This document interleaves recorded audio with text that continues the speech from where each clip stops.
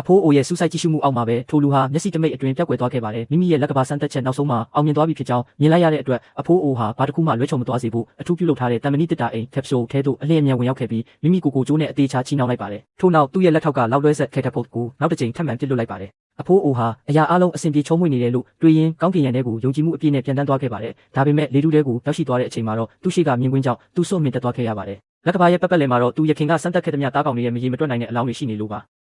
သူဟာလက်ကဘာကိုရောက်ရှိခဲ့တဲ့နောက်ဆုံးလူသားဖြစ်ပေမဲ့အခုတော့သူပါအဲ့ဒီမှာပိတ်မိနေပြီလို့ထင်မှတ်ရပါတယ်